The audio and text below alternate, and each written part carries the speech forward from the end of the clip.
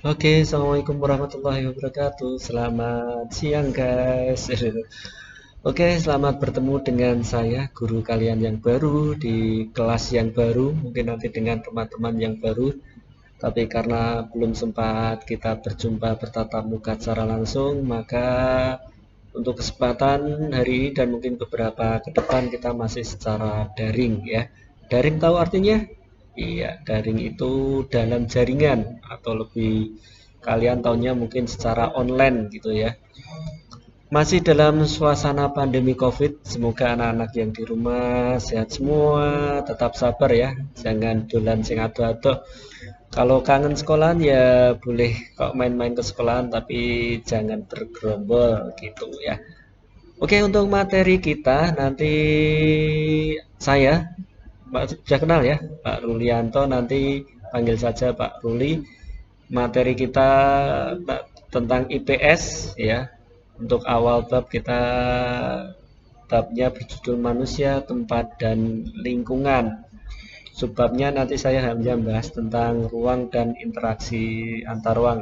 Sambil mendengarkan saya mengoceh, boleh kalian nanti siapkan buku resumnya, soalnya tugas kalian nanti adalah meresum apa yang sudah saya sampaikan ini.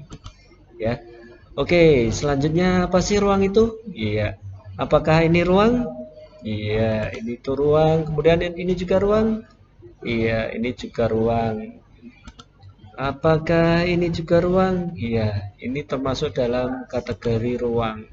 Jadi apa sih ruang itu? Nah, ini arti dari ruang. Ruang adalah tempat di permukaan bumi, baik secara keseluruhan maupun hanya sebagian saja, digunakan oleh makhluk hidup untuk tinggal. Kemudian kita membahas tentang interaksi, ya. Interaksi itu apa? Nah, ini contohnya dulu kita lihat. Oh, ini interaksi antara teman-teman dalam satu lingkup kelas. Nah, ini juga interaksi antara penjual dan pembeli yang ada di pasar. Kalau ini, iya, ini interaksi secara tidak langsung. Kenapa tidak langsung? Karena melalui ya alat komunikasi atau telepon seperti yang saya sampaikan ini termasuk dalam kategori interaksi, tapi secara tidak langsung lewat teknologi. Ya. Lanjut, nah ini juga termasuk dalam kategori interaksi. Anak sekalian nonton TV itu interaksi, walaupun tidak secara langsung. Ini dengan membaca koran itu termasuk karena sebagai interaksi, menyerap informasi. Nah, kalau menurut Bintarto, ini bisa kamu baca juga di buku paket kalian. Interaksi merupakan suatu proses yang sifatnya timbal balik dan mempunyai pengaruh terhadap tingkah laku, baik melalui kontak langsung atau tidak langsung. Tadi sudah saya jelaskan contoh yang langsung seperti apa, yang tidak langsung seperti apa. Interaksi melalui kontak langsung terjadi ketika seseorang dapat ke tempat yang dituju. Kalau yang tidak langsung biasanya melalui membaca berita, mungkin melihat tayangan televisi dan lain-lain. Oke, kalau bagaimana interaksi antar ruang terjadi? Nah, tiap ruangan itu mempunyai ciri khas yang berbeda atau karakteristik yang khas. Misalnya ini karakteristik dari mana? Iya, ini daerah perkotaan. Ini karakter perkotaan itu seperti apa sih? Oh, biasanya gedungnya menjulang tinggi, banyak bangunan-bangunan mewah. Pohon-pohonnya gimana?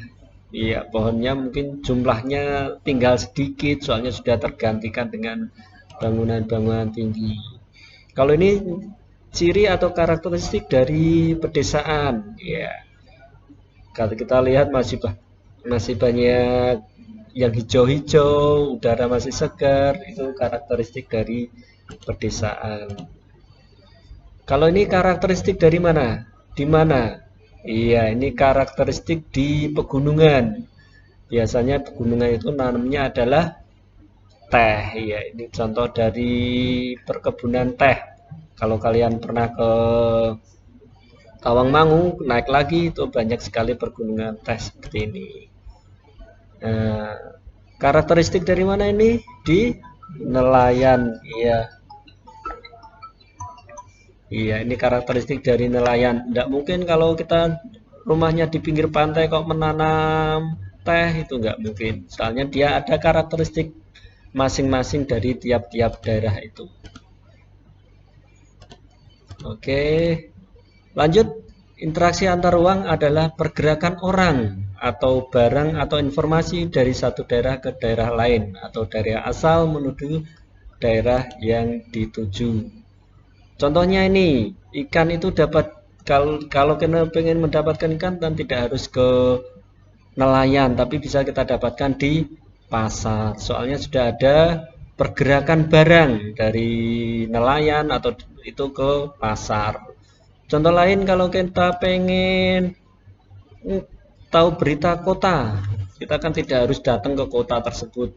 Pengen ngerti beritane Amerika, tidak harus ke Amerika, tapi sudah ada berita bisa dari koran atau website ya atau internet dan sebagainya.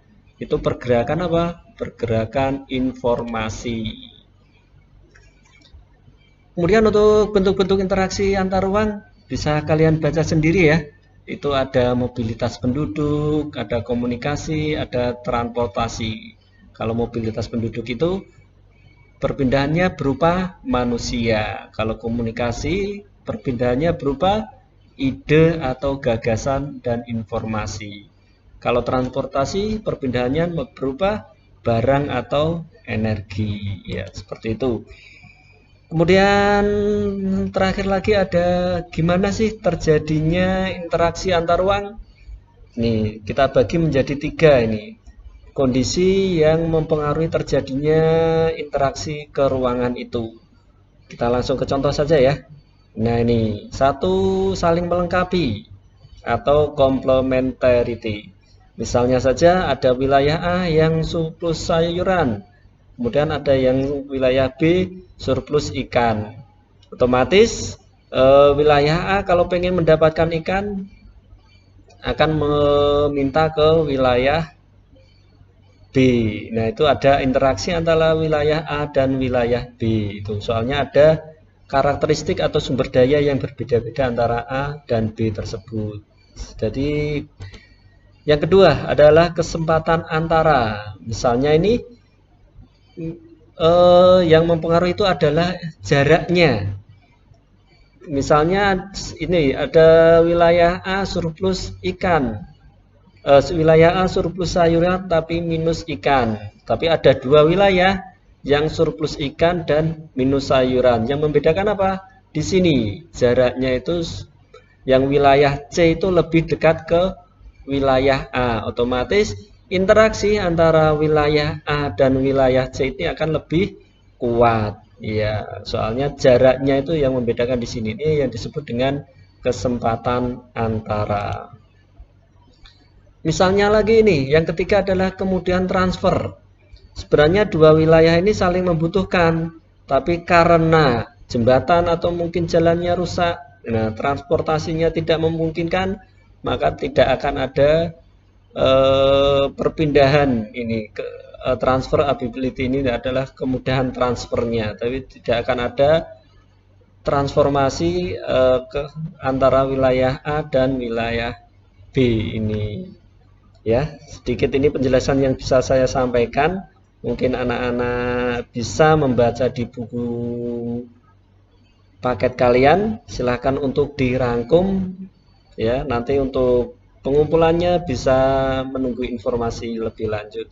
Terima kasih, tetap sehat, tetap jaga diri, dan mohon maaf apabila banyak kesalahan. Wassalamualaikum warahmatullahi wabarakatuh. Bye bye.